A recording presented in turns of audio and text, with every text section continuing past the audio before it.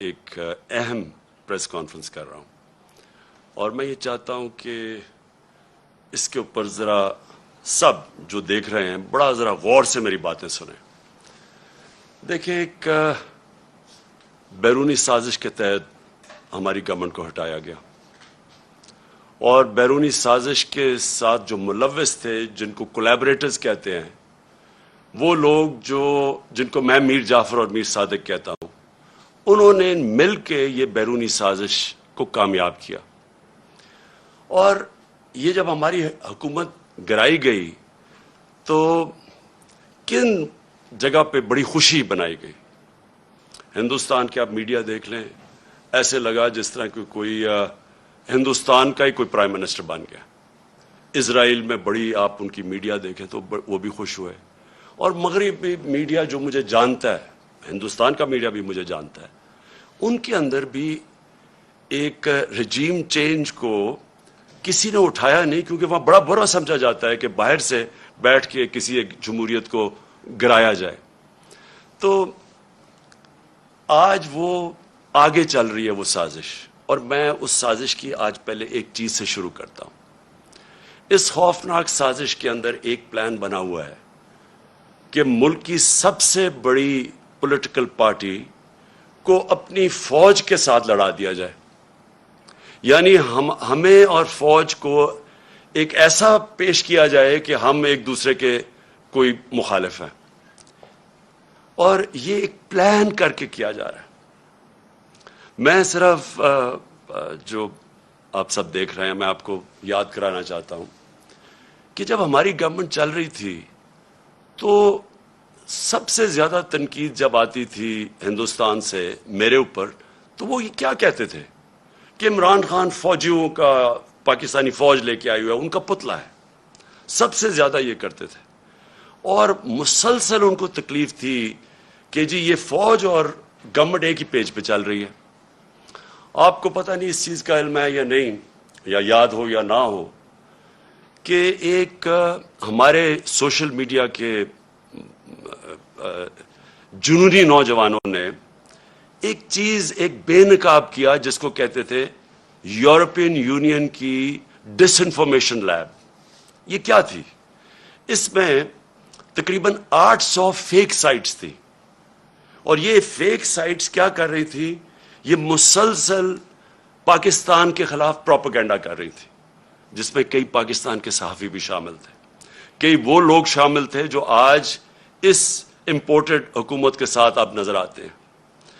اور یہ کیا کہہ رہے تھے؟ دو لوگوں کو اٹیک کر رہے تھے، ایک عمران خان کو اور ایک پاکستانی فوج کو، اور تکلیف یہ تھی کہ یہ ساتھ چل رہے ہیں۔ اب میں آپ کو ذرا تھوڑا پیچھے لے جاؤں کہ جب ممبئی کے اٹیک ہوا، دہشت گردی کا اٹیک ہوا ممبئی میں، تو آصف زرداری نے ایک بیان دیا تھا کہ پاکستان کا جو D G I S I ہے اس کو ممبئی بھجوایا جائے۔ یعنی سوچیں کہ اپنا ملک کا اس وقت صدر تھا، کہتا تھا اس کو ممبئی بھجوایا جائے، اور پھر یہی آصف زرداری حسین حقانی کے ذریعے امریکنوں کو میسج پہنچاتا ہے کہ امریکنوں کو کہہ رہا ہے کہ پاکستان کی فوج سے آصف زرداری کو بچائیں۔ اور دوسری طرف نواز شریف، یہی جب ممبئی اٹیکس ہوئے تو اس نے نواز شریف سب سے پہلے بولا کہ وہ جو ایک لڑکا وہ کون سے گاؤں میں تھا پاکستان میں جدھر سے اٹیک ہو، اس نے کم باکر کو ایک انٹرویو دیا تھا، اور اس نے اس انٹرویو میں بتا دیا کہ وہ پاکستان سے ہے۔ یعنی پہلے ہی ایک بہت بڑا پاکستان کے خلاف ایک مہم چلی ہوئی تھی، اور خاص طور پہ آئی ایس آئی اور پاکستانی فوج کو ٹارگٹ کیا جا رہا تھا۔ تو نواز شریف نے پہلے کہا یہ، پھر ڈون لیکس کیا تھی؟ ڈون لیکس کے اندر نواز شریف، اس کی گورنمنٹ باقاعدہ یہ کہتی ہے کہ جو دہشت گردی ہندوستان کے خلاف ہو رہی ہے اس میں پاکستان کی آئی ایس آئی ملوث ہے، پاکستان کی فوج۔ اور نریندر مودی بار بار پاکستان کے سپہ سالار جو تب تھے جنرل رحیل، بار بار یہ کہتے تھے کہ وہ دہشت گرد ہے، دہشت گردوں کا سردار ہے، اور نواز شریف اس کو شادی پہ بلا رہا تھا، اسی نریندر مودی کو جب کھاٹمانڈو کے اندر سارک کانفرنس ہوتی ہے تو برکا دت جو ان کی لیڈنگ جرنلسٹ ہیں وہ اپنی کتاب میں لکھتی ہے کہ چھپ کے سائٹ پہ نواز شریف نریندر مودی سے میٹنگ کر رہا تھا اور اس کو یہ کہہ رہا تھا کہ میں اپنی فوج سے مجھے بچائیں، یعنی اپنی فوج سے ڈر کے. اب یہ وہ لوگ ہیں جو آج ہمیں کہہ رہے ہیں کہ ہم جناب غدار ہیں.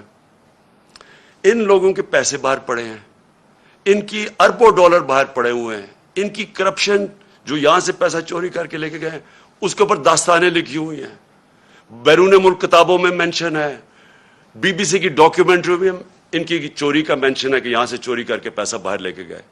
یہاں ان کے اوپر پتہ نہیں کتنے کرپشن کیسز ہیں. تو آج یہ بتایا جا رہا ہے کہ ہم اپنی فوج کے خلاف ہیں اور یہ اب محب وطن وہ پاکستانی بن گئے ہیں جو کہ آ کے ہمیں غدار کہہ رہے ہیں. دیکھیں یہ سازش اتنی خطرناک ہے کہ اگر ایک ملک کی سب سے بڑی جماعت کو اگر آپ اس کی فوج کے سامنے کھڑا کر دیں اور ان کے اندر اختلافات پیدا کر دیں، اس سے زیادہ ملک کو نقصان کوئی چیز نہیں پہنچا سکتی. میں 18 سال کا بھی نہیں تھا جب میں ایسٹ پاکستان میچ کھیلنے گیا، مجھے یاد ہے 1970 مارچ میں، اور میں میرا فرسٹ کزن تھے بریگیڈیئر شفیق، ان کے ساتھ ٹھہرا ہوا تھا. تب مجھے پتا چلا کہ وہ کتنی نفرت اپنی فوج کے اندر اور وہ بنگلہ دیش کی جو سب سے بڑی جماعت ہے اس کے اندر پھیل چکی تھی. اور اس کے بعد ہم سب جانتے ہیں کہ ہمارا ملک ٹوٹا. ہمیں پتہ ہے کہ ہمارا ملک جب آپ ایک سب سے بڑی جماعت اور فوج کے بیچ میں جو ہوا، یہ پاکستان کی تاریخ کا سب سے افسوسناک واقعہ کہ ہمارا ملک ٹوٹ گیا. آج وہی کوشش کی جا رہی ہے.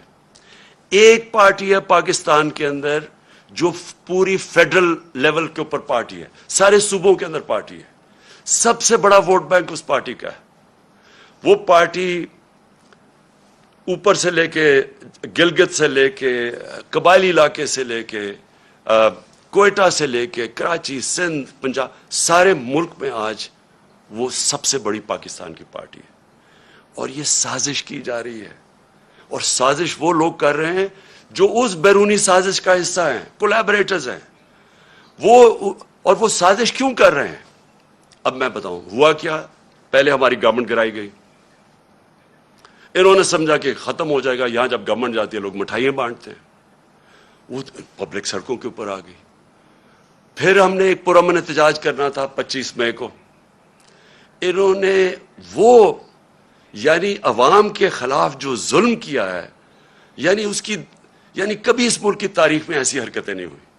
2-2, 3 بجے لوگوں کے گھروں میں جا کے وہاں عورتوں نہ چادر نہ چار دیواری کی فکر، وہاں انہوں نے دہشت پھیلائی.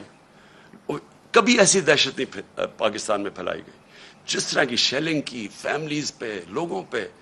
یعنی جو انہوں نے کر سکتے تھے وہ ظلم کیا، اور اس کے پیچھے ایک ہی سوچ تھی کہ اس کو کرش کر دو پارٹی کو. ان کے ممی ڈیڈی ٹائپ لوگ ہیں، یہ جب ہم پورا زور لگائیں گے ان کو ڈرائیں گے، یہ سارے گھروں میں بیٹھ جائیں گے. اس کے بعد آ گیا بائی الیکشن کمیشن پوری طرح ان کے ساتھ ملی ہوئی. اس نے ہر حربہ استعمال کیا ان کو جتانے کے لیے نون لیگ کو. ایڈمنسٹریشن ساری ان کے ساتھ ملی ہوئی. پوری انہوں نے کوشش کی وہ الیکشن، اور ان کو پورا اعتماد تھا کہ وہ الیکشن جیت جائیں گے. اس طرح کی پبلک نکلی کہ پاکستان کی تاریخ میں کبھی بائی الیکشن کیا، جنرل الیکشن میں اس طرح پبلک نہیں نکلی. اور سارے جو منصوبے تھے ان کے فیل ہو گئے، اور یہ ساری جماعتوں نے مل کے الیکشن لڑا اور وائپ آؤٹ ہو گئی پنجاب سے. اس کے بعد اور خوف مزید آ گیا ان کو. اور اب یہ جو مرحلہ جس میں ہم اب آ رہے ہیں، یہ اب وہ مرحلہ ہے. اب یہ کیا کوشش کر رہے ہیں؟ پہلے تو یہ جو سارا پوری کیمپین کی ہوئی ہے کہ کسی طرح ہماری اور فوج کے بیچ میں ہماری لڑائی شروع ہو جائے. دوسری چیز کہ انہوں نے اب پورا پلان بنایا ہوا ہے کہ ہمیں پارٹی کو توڑنے کا. پلان کا سب سے پہلی چیز آپ کے سامنے آ گیا الیکشن کمیشن نے جو یہ فورن فنڈنگ کیس ہے. اب فورن فنڈنگ کیس کے اندر کچھ بھی نہیں ہے. یہ صرف یہ کہنے کی کوشش کر رہے ہیں کہ بیرون ملک پاکستانی جب وہ پیسہ بھیجتے ہیں تو وہ فورن فنڈنگ ہے. وہ پارٹی جس کی پاکستان کی تاریخ میں پہلی دفعہ جس نے ایک باقاعدہ پولیٹیکل فنڈ ریزنگ کی ہے، جس کا کوئی اس ملک کے اندر کوئی نہ کبھی کسی نے پہلے کی، اور نہ یہ وہ پارٹیز جن کے سربراہوں کو لوگ کرپٹ سمجھتے ہیں وہ کبھی فنڈ ریزنگ نہیں کر سکتی. تو وہ پارٹی جس نے پولیٹیکل فنڈ ریزنگ کی، جس پارٹی نے باقاعدہ 40,000 ڈونرز کے نام دیے ہوئے 2012 میں، 40,000 وہ لوگ خود کال کر کے کہتے ہیں کہ ہاں ہم ڈونر ہیں. ان میں سے کئی لوگوں کو انہوں نے بتا دیا کہ جی کوئی فورن نیشنل وغیرہ، جو ان کو کئی پاکستانیوں کو بنا دیا کہ جی یہ تو غیر ملکی ہیں. وہ پارٹی جس نے فنڈ ریزنگ کی، جس کی ساری آڈٹ رپورٹس ہیں، جس کی ایک ایک چیز ہمارے سامنے ہم نے ان کو الیکشن کمیشن کو دی ہے، اس پارٹی کے اوپر سارا نزلہ گر رہا ہے. اور میں بار بار کہتا جا رہا ہوں کہ ہم 4-5 سال سے کہہ رہے ہیں، بلکہ عدالت بھی کہہ ان کو بیٹھی ہے کہ ان پارٹیز کی اکٹھی اگر آپ نے آڈٹ کرنا ہے فنڈ ریزنگ تو اکٹھی کریں. میں صرف اس لیے کہہ رہا تھا، میں کیوں چاہتا ہوں کہ اکٹھی ہو، کیونکہ مجھے پتا ہے ہم نے کیسا پیسہ اکٹھا کیا ہے. مجھے پتا ہے کہ ہم نے کیونکہ لوگوں نے ہمیں پیسے دیے ہوئے تھے، ہم نے اپنی ساری آڈٹ رپورٹس، پوری ہماری بکس تیار ہے. مجھے اتنا بھی پتا ہے کہ ان دو پارٹیز کے پاس کچھ بھی نہیں ہے، نہ ان کے پاس کسی نے ان کو پیسے دیے آج تک، نہ کوئی پیسے دے گا ان کو، نہ ان کے پاس کوئی آڈٹ رپورٹس ہیں، نہ ان کے پاس کوئی بکس ہیں، نہ ان کے پاس کوئی ڈونر بیس ہے. یعنی کدھر سے پیسہ آیا ان کے پاس؟ یہی الیکشن کمیشن عدالت کے آرڈر کے باوجود انہوں نے صرف تحریک انصاف کو کٹہرے میں کھڑا کیا ہوا اور اتنی جھوٹی رپورٹ بنائی ہے، ایسی چیزیں اس رپورٹ میں لکھی ہیں جو جس دن میں چیلنج کرتا ہوں، جس دن اس کے اوپر صحیح معنی میں عدالت کے اندر یہ تفتیش ہوگی، میں یہ چیلنج کرتا ہوں کہ پاکستان میں یہ ثابت ہوگا کہ ایک پارٹی نے اس ملک کے اندر صحیح معنی میں پیسے اکٹھے کیے ہیں جو پولیٹیکل فنڈ ریزنگ ہوتی ہے. اور الیکشن کمیشن ان کے ساتھ مل کے کیا کوشش کر رہی ہے، وہ اس پارٹی کو جس نے سارے ایک ریکارڈز کر کے اور ساری پولیٹیکل فنڈ ریزنگ جو ہوتی ہے ساری دنیا میں وہ کی ہے، اس کو کوشش کر رہے ہیں بین کرنے کی. اس سازش کا حصہ، یہ وہی سازش کا حصہ ہے کہ کسی طرح، کیونکہ اب ان کو یہ آپ ہرا نہیں سکتے، الیکشن آئیں گے تو یہ جیت جائے گی، تو اس کو آپ ٹیکنیکلی ناک آؤٹ کرو. تو ایک وہ انہوں نے عارف نقوی کا نام لے لیا. 2012 میں صرف اپنی قوم کو بتانا چاہتا ہوں کہ پاکستان کا جو رائزنگ سٹار تھا، جو اس ملک میں سب سے تیزی سے انٹرنیشنل سین کے اوپر، جو فائنانس کے تیزی سے اوپر جا رہا تھا، اس کا نام عارف نقوی تھا. اس نے کراچی الیکٹرک، ہم نے نہیں اس کو کراچی الیکٹرک کی پرائیویٹائزیشن کی، وہ ان دو پارٹیز کے دور میں وہ اس کو کراچی الیکٹرک کی اس کو دی گئی تھی پرائیویٹائزیشن میں.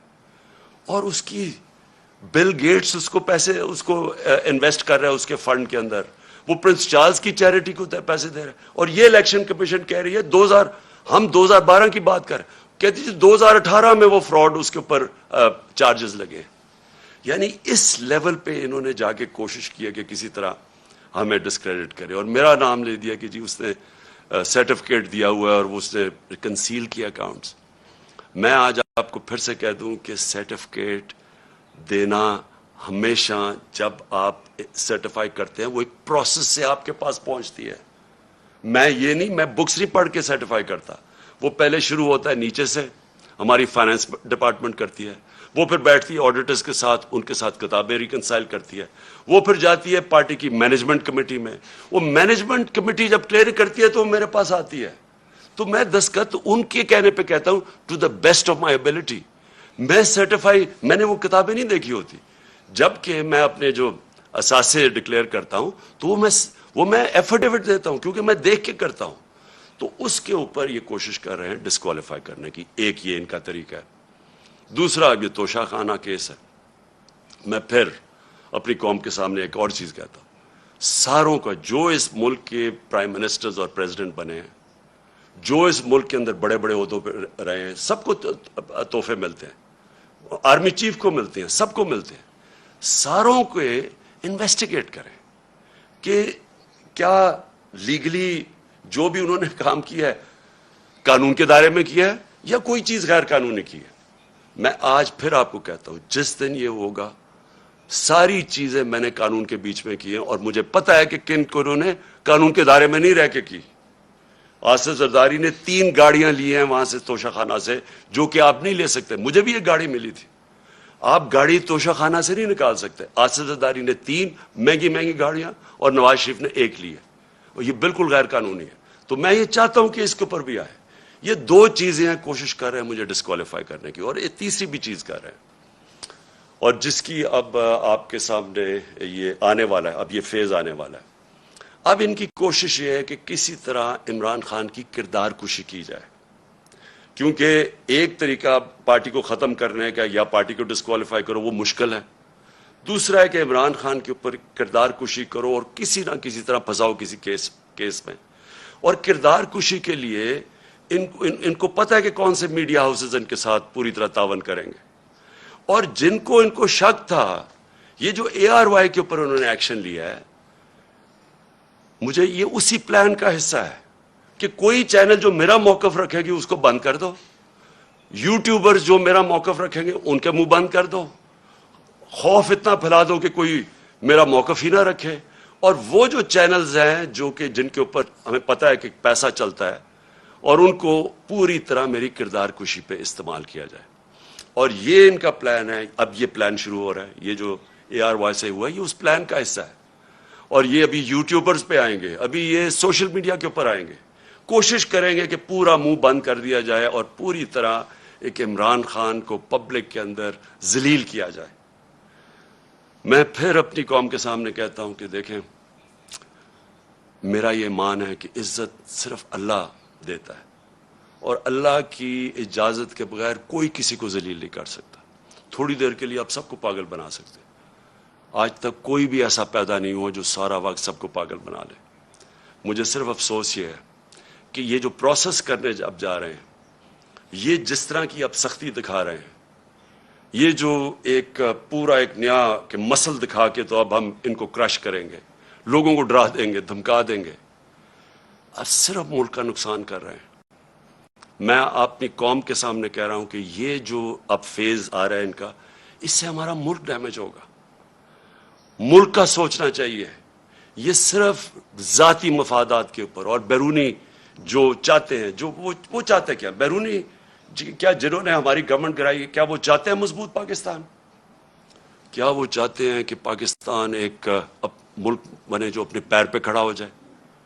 کیا وہ نہیں چاہتے کہ پاکستان لائف سپورٹ مشین پہ رہے, تھوڑے تھوڑے پیسے دیتے رہو ان کو, ان کی. اور یہ مجھے نہیں پتا کہ پاکستان کی ایئر سپیس استعمال ہوئی ہے یا نہیں, لیکن بیرونی اخبار, ویسٹرن اخبار آپ پڑھیں تو وہ سارے کہہ رہے ہیں کہ کوئی ڈیل ہوئی ہے پاکستان کے اوپر سے, وہ ڈرون جا کے اس نے افغانستان میں یہ ڈرون اٹیک کیا ہے. اگر ہم یہ کر رہے ہیں کہ جی تھوڑے سے پیسے مل جائیں گے اسے, میں پھر اپنی قوم کو کہنا چاہتا ہوں, دیکھیں ہم نے 80 کی دہائی میں پوری مدد کی, ٹھیک ہے اس وقت مجاہد تھے ہم, ہمارے ہمسائے ملک پہ کسی کا دوسرے ملک کا قبضہ تھا, لیکن ہم استعمال ہوئے. جیسے ہی وہ وہاں سے قبضہ ہٹا تو ہمارے اوپر سینکشنز لگ گئی تھی. یہاں 50 لاکھ ریفیوجیز تھے پاکستان میں, یہاں کلیشنکوف اور ڈرگز آ گئی تھی, یہاں سیکٹیرین گروپس, ملیٹنٹ گروپس آپس میں لڑنا شروع ہو گئے تھے.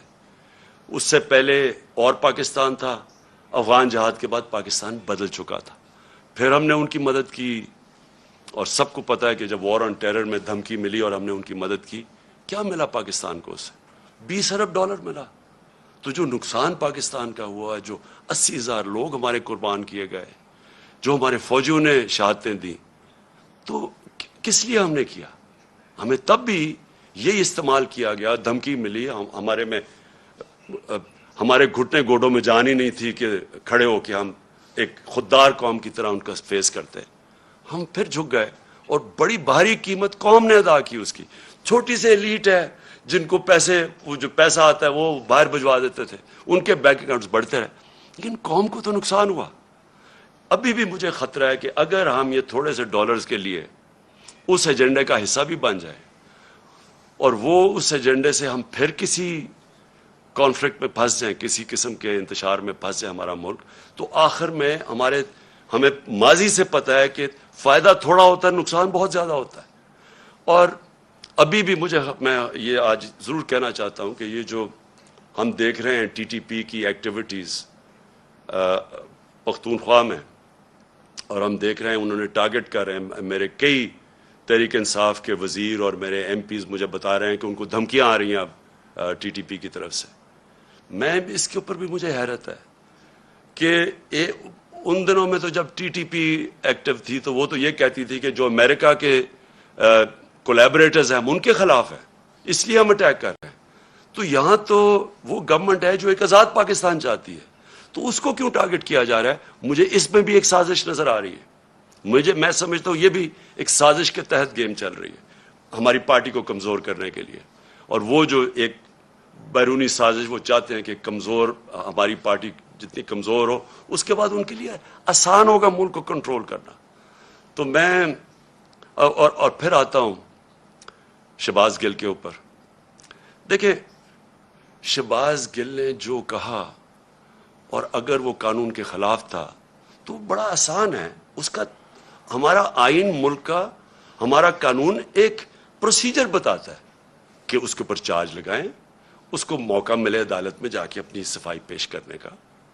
اور کیا اس نے کس کانٹیکس میں کہا, کیا کہا, اس ہر انسان کو ہر دنیا کی قانون کا نظام اس کو موقع دیتا ہے اپنی صفائی پیش کرنے. لیکن جو یہ ہوا, اس کی گاڑی کو شیشے توڑ دیے, اس کو جس طرح اٹھایا, اس کے ڈرائیور کو مارا گیا, پتہ ہی نہیں کدھر غائب ہو گیا وہ, ہم ڈھونڈتے پھر رہے ہیں, پتہ چلوا رہے ہیں کہ جی وہ کدھر گیا. یہ کون سے قانون اور آئین کے مطابق ہوا؟ اور میں اپنی پارٹی کی طرف سے واضح کر دوں, ہمارا کیونکہ پھر سے جینا مرنا اس ملک میں ہے. میرے کوئی بیرونی ملک کے ساتھ سے نہیں پڑے کہ میں جب مشکل پڑے تو باہر بھاگ جاؤں. میں نے تو جینا مرنا یہاں ہے, میرا تو کچھ نہیں باہر. ہماری طرح کے لوگوں کو زیادہ اس ملک کی فکر ہے, اور جس کو اس ملک کی فکر ہے وہ چاہتا ہے کہ اس کی فوج ملک کا ایک مضبوط ادارہ بنے. وہ کبھی نہیں چاہے گا کہ اس کا ملک کا ادارہ کمزور ہو.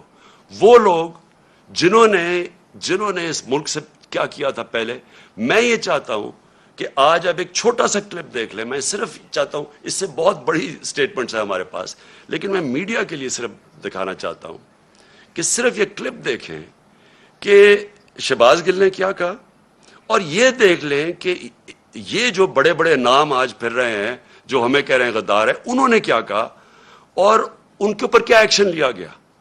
یعنی انہوں نے کیا ایکشن لیا گیا, اور جو ایکشن لیا گیا شہباز گل کے اوپر, یہ ذرا دیکھیں. جنرل قمر جاوید باجوہ صاحب, آپ نے ہماری اچھی بھلی چلتی حکومت کو رخصت کروایا, ججوں سے زور زبردستی سے فیصلے آپ نے لکھوا کہ ملک توڑنے والے فوجی جرنیل, ان کی لاشوں کو پاکستان کے جھنڈوں میں لپیٹ کر ان کو دفنایا گیا. رکھو کراچی کے بہن بھائیوں, ایک یا دو افراد ادارہ نہیں ہوا کرتے. ایک یا دو افراد اداروں کی بدنامی کا باعث بنا کرتے ہیں, اور جب وہ ادارے کی آڑ لیتے ہیں تو اس میں پھر ادارے کے اوپر ناقابل تلافی نقصان ہوتا ہے.